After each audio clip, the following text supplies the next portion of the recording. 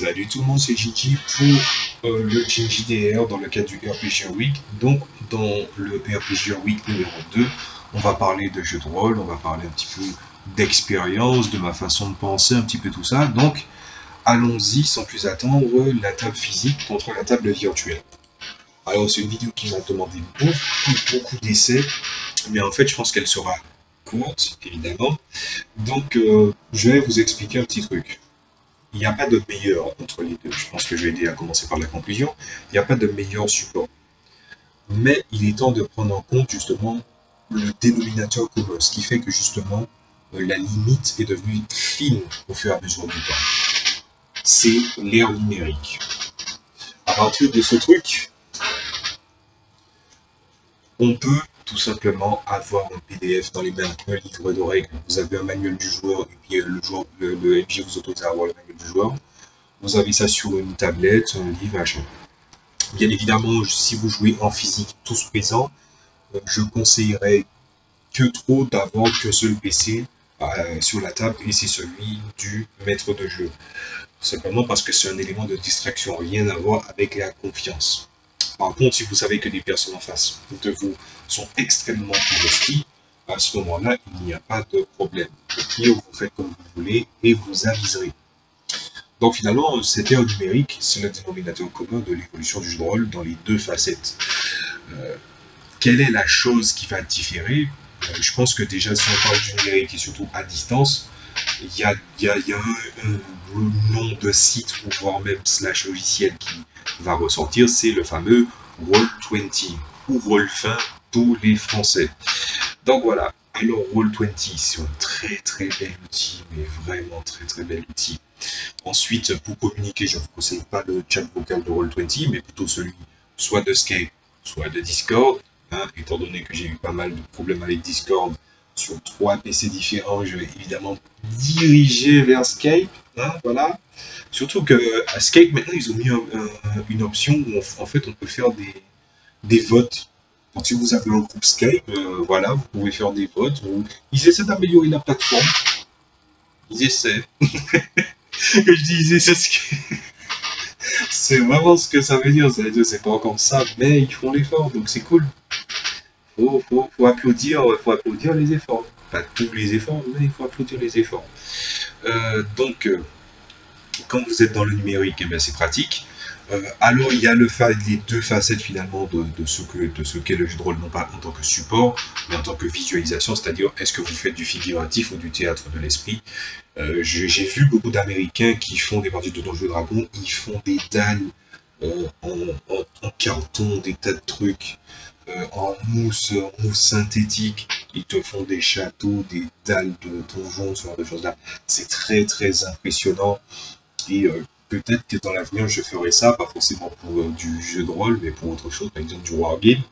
Donc moi je m'intéresse beaucoup à ça. Mais comment faire ça quand justement vous êtes en numérique? La réponse est Roll20. Je vais faire un petit coup de pouce aux créateurs. Je ne suis pas créateur dans cette catégorie. Je ne suis pas créateur du tout sur Roll20. Mais je vous encourage, si vous aimez le figuratif et non pas le théâtre de l'esprit, il y a des sélections de tokens dans l'horrifique, dans la science-fiction, dans le fantastique. Vous avez à boire et à manger. Les joueurs vous proposent, enfin les créateurs vous proposent des tas de tokens auxquels vous pouvez justement créer, participer. Vous pouvez même rattacher des fiches perso à des tokens. C'est une option que je ne maîtrise pas et j'ai pas eu besoin de la maîtriser. Et du coup, justement, vous pouvez créer des balles, des zones de piège. Il y a aussi un système de lumière dynamique, mais ça demande vraiment beaucoup de préparation en amont. Et personnellement, c'est aussi ça, si vous tournez tout le jeu de rôle autour de ce support, évidemment, vous êtes obligé de faire des sacrifices parce que vous ne pouvez pas amener vos joueurs n'importe où, à moins que vous avez un système un moyen d'anticipation extrêmement rapide, ou que vous êtes en groupe et que vous travaillez un petit peu tout ça. Donc, c'est du très lourd, Roll20. En ce qui concerne un petit peu mon expérience là-dessus, ben, tous mes jeux de rôle sur lesquels je travaille ont une session en particulier. Mais à quel moment j'ai fait de la figuration? Ben c'est ça. Le seul moment où j'ai fait de la figuration, c'est quand j'ai fait un jeu de rôle amateur sur l'univers de Gundam. À ce moment-là, pour moi, c'était pas compliqué. Tu détournes les mechas qui sont disponibles en PNG. Tu essaies de trouver une map qui plus ou moins ne détruit pas trop la perspective des mechas dans l'angle que vous les avez pris. Et du coup, bah, ça passe très très bien. Je veux dire, voilà, j'ai réussi à faire ce qu'il y avait à faire. Quand je joue j'ai aussi fait un jeu Pokémon en jeu de rôle, un jeu de rôle amateur. Ben, par exemple, Pokémon, si vous êtes juste théâtre de l'esprit, moi j'ai mis en fond une image, en fond noir. Il y a une Pokéball le symbole de la Pokéball en blanche, et il y a les 18 types autour. Et ça fonctionne très très bien. Le tabletop ne veut pas forcément dire que vous allez faire de la figuration. À moins, bien sûr, que par exemple, vous voulez, je sais pas moi, vous faites un token, vous le mettez sur la table dans le fond de truc, et puis vous dites que ça donne une indication sur la quantité de points de vie, de points de magie au sein de combat. Vous pouvez très bien le faire aussi. Il y a à boire, il y a à manger dans le modèle numérique. Mais évidemment, je parle surtout du côté numérique, parce que côté physique, je vais faire vite faire le tour, et surtout, il y a un aspect sur lequel je voudrais m'arrêter un petit peu. Alors, je suis pas là pour sortir l'étendard, pour parler des gens qui galèrent, mais il y a des gens qui galèrent, c'est-à-dire pour trouver une table. Alors, ils vont dans des communautés, ils discutent avec des gens, sauf que dans les communautés, il y a du bon, il y a du très bon, et il y a aussi du très mauvais. Moi, ça me fait un peu chier de parler de ça, parce que finalement, je suis un anticommunautariste par excellence, que ce soit ethnique, que ce soit sexualité, religion, tous ces trucs-là. Je suis un anticommunautariste le plus pur. Vous voyez ce que je veux dire par là? Mais ça arrive que des joueurs se disent, ah, allons jouer ensemble à telle ou telle jeu, sous telles conditions. Et en fait, vous vous dites, ouais, mais le joueur, il a trouvé sa tablette. Et puis en fait, vous voyez, genre, 1 ou 2 semaines après, la personne redemande pour une tablette. Et puis oui, ça arrive que, genre, la patte ne prend pas. Mais après, quand on vient les explications, voilà. Donc, par exemple, c'est aussi ça dont je voulais parler, c'est il faut prévenir de ce genre de choses qui pourraient arriver autour de la table. C'est le moment où vous vous rendez compte que quand vous avez des personnes en face de vous, c'est bien. Mais quand vous êtes à l'époque du numérique, ben, plus il y a des moyens de communication, moins les gens communiquent ou on règne de la bonne entente qui se place finalement de façon correcte. Et c'est de ça que je voulais parler. Si vous jouez au jeu de rôle et que vous voyez que le rythme du jeu de rôle est au ralenti, qu'est-ce qui ne dit pas que pendant que vous êtes au numérique, la personne n'est pas en train de jouer à un jeu pendant que vous êtes en train de vous décarcasser, en train de l'attendre depuis 3 minutes, alors que lui a coupé le micro. Vous voyez un petit peu ce que je veux dire? Ces genres de problèmes-là, ça arrive. Donc finalement, et même moi qui ai commencé par exemple sur une table physique, que je suis passé au numérique, je suis désolé, mais la différence de comportement, elle se fait sentir. Hein. Elle se fait vraiment sentir. Donc, quand vous avez quelqu'un en face de vous, même quelqu'un que vous connaissez au numérique, vous voyez qu'il y a quand même des fois un changement de comportement. Après, va-t-on questionner le fond de la personne? Je pense qu'on va laisser ça à votre interprétation et à votre vécu. Ceux qui ont plus ou moins un rapport avec ça, ben, allez-y en commentaire, je pense que ça va intéresser tout le monde.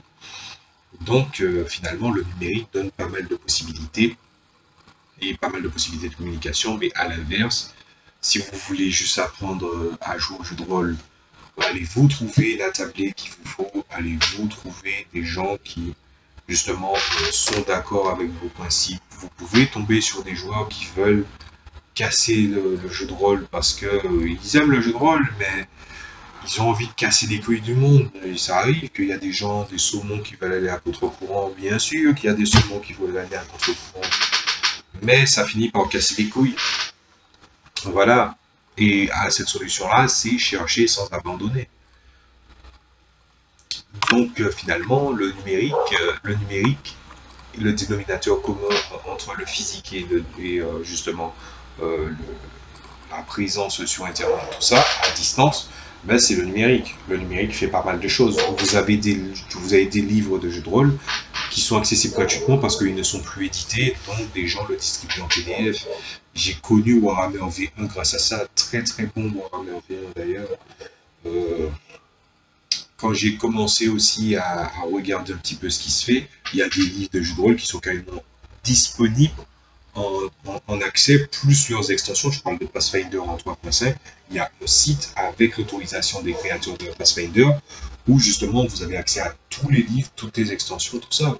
Et ça encourage les gens à acheter le livre aussi, parce que le livre il est pas mal. Ou au pire, ils vont investir de l'argent pour imprimer tous les trucs. Et il faut du courage pour ça. Mais bon, il faut déjà avoir le livre de base pour ça. Donc vous voyez, il y a pas mal de choses à voir dans les deux aspects. Mais on n'a pas parlé du physique. Ben, comme j'ai dit, quand vous avez des gens en face de vous, ils voient votre visage, ils voient les visages des autres, les expressions des autres. En fait, ils voient l'approbation, la désapprobation en temps réel. Ce qui fait que justement, les têtes de con, il peut y en avoir, mais vraiment, c'est parce que vous ne connaissez pas suffisamment la personne. Normalement, vous bloquez, vous bloquez dès d'entrée ce que vous n'acceptez ou n'acceptez pas à la table si tous vos joueurs se trouvent en physique. Je veux dire que j'ai eu pas mal de joueurs à la table. Ceux qui ne voulaient pas continuer, j'ai vu qu'ils ne voulaient pas continuer parce qu'ils cherchaient des excuses. Ceux que justement je ne voulais pas trop à la table, ben, j'ai réussi à les écarter comme je voulais. Et ceux qui ont voulu abandonner, ils ne voulaient pas continuer plus loin et que c'était juste pour essayer, ben voilà, je veux dire, ça s'est expliqué. Ce que je vous dirais, c'est que le temps, il faut aussi que je ne sois pas aussi dramatique sur le côté numérique, parce que finalement, c'est le temps qui vous détermine justement est-ce que ça vaut le coup de pratiquer le jeu de rôle avec telle personne ou telle autre. Je sais que c'est une vidéo qui parle du numérique face au physique, mais ça fait partie d'un élément principal. C'est pas les outils le problème. Quelqu'un qui a un problème en disant que oui, je ne veux pas de PC sur la table, ben, tu te tires une balle dans le pied. Tu joues à Pathfinder, tu as des tonnes de livres. À quoi ça sert? Toi, tu ouvres Internet, hop, tu mets les onglets dont tu as besoin, tu rentres les onglets dans le truc de recherche, tac, tac, tac, tu récupères le truc. Tu vas économiser du temps. Alors que sur ton livre, tu vas mettre tellement de post-it que c'est comme quelqu'un qui surligne au fluo. Si vous surlignez tout au fluo comme ça, ou à n'importe quel fluo, finalement, vous mettez tellement d'informations en exergue que aucun n'est en exergue. Pour citer les indestructibles en quelque sorte. Mais voilà. Donc finalement, à quoi ça sert? Vous avez des outils, servez-vous-en. Le seul truc, c'est qu'évidemment, il y a des éléments de distraction qui peuvent arriver, autant en numérique qu'en physique. Je veux dire, par exemple, les portables, on dit que maintenant, il y a des personnes qui, justement, ils ne peuvent pas vivre sans regarder leur portable tout simplement toutes les 2 minutes. Moi, ce portable-là, ça fait combien? Ça fait, en 2019, ça fait 8 ans que je l'ai. Je suis pas très attaché à ça. Et j'ai même déjà fait un truc qui est proche qui est proche de ce que fait des profs à l'école quand ils confisquent des portables. Il faut jamais présumer de la maturité de quelqu'un, hein, peu importe son âge. La personne, elle est attachée à son truc. Voilà. Donc on va essayer de conclure là tout de suite, puisque je n'ai pas grand chose à rajouter. On nous a donné de meilleurs outils, on a de meilleurs outils pour pouvoir pratiquer le jeu de rôle de façon très très bonne. Le problème, c'est avec qui vous jouez, surtout, comment ils perçoivent la pratique, et c'est ça qui fait que vous irez très très loin. Pour moi, c'est l'ultime barrière entre les deux, donc à ce moment-là, je vais toujours mettre en avant le physique. Le jeu de rôle, c'est aussi un contact social. Certains ont vite tendance à l'oublier dans le numérique en ayant quitté, au moment où ils quittent la table. Donc, justement, au moins, ça vous permet de faire la sélection et de voir les choses de votre propre yeux. Je ne dis pas qu'il faut voir pour le croire, mais en tout cas, ça vous donne pas mal d'indices. Donc, c'est tout. J'espère que ça vous a plu. N'hésitez pas à mettre un pouce en l'air, à partager vos expériences là-dessus, parce que finalement, il y a peut-être des cas dont je n'ai pas parlé et que justement ça survient quand même. Si vous trouvez que j'ai raison, si j'ai tort, expliquez-moi pourquoi j'ai tort. Moi, j'y réfléchirai si c'est vraiment pertinent. Il n'y a pas de problème. N'hésitez pas à partager la vidéo surtout, puisque je pense que des personnes qui parlent de jeux de rôle, il y en a quand même pas mal, mais un petit peu concerter les avis pour se faire une opinion. peut-être pas faire toute son opinion, mais au moins une petite opinion de base, ben ça peut aider. Et surtout, si vous voulez vous abonner à la chaîne, n'hésitez pas à mettre la cloche parce que le flux d'activité est un peu déconnant ces temps-ci. Et je vous dis à la prochaine fois pour un prochain RPG Week. Salut à tous.